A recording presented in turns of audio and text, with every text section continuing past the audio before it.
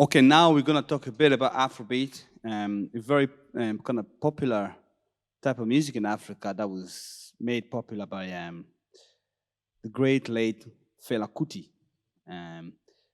It's actually what's interesting about Afrobeat. There's a lot of influence of James Brown. James Brown did the tour of Africa in the 70s, and he actually influenced a lot of young people at the time. So it's very clear to hear the influence of James Brown on Afrobeat music.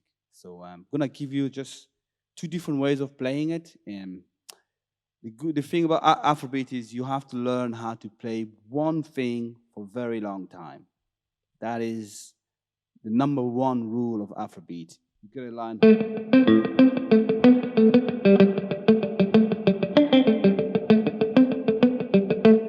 Get a line like that, and then you just have to play that for as long as possible.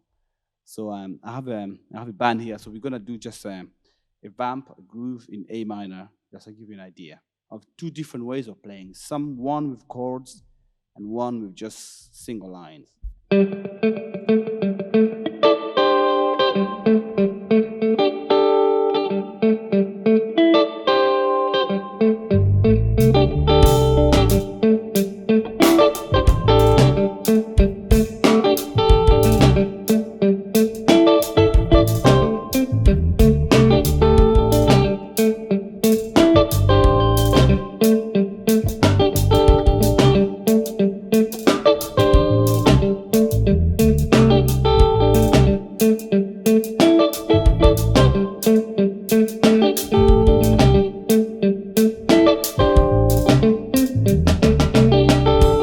So how long could you expect to be having to keep a line like that going in an Afrobeat concert?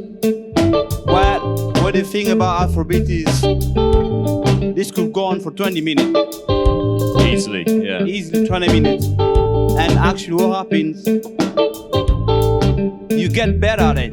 What you want to do is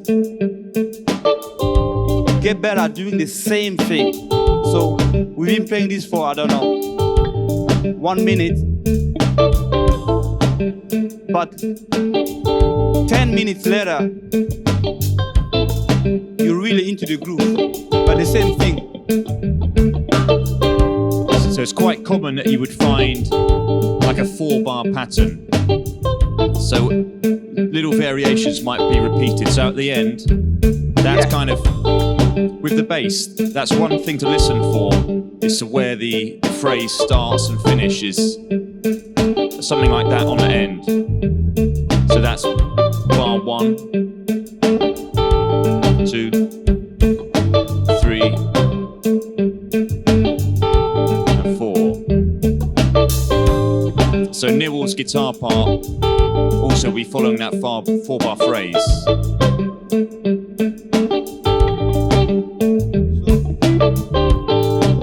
You really want to go 15 minutes later, you're really into groove. The same thing should get better.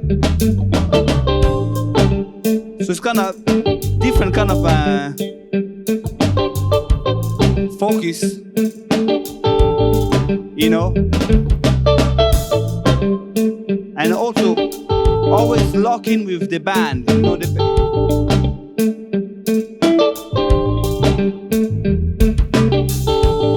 So we're just gonna stop this so I can show you what I'm doing. 1, 2, 3.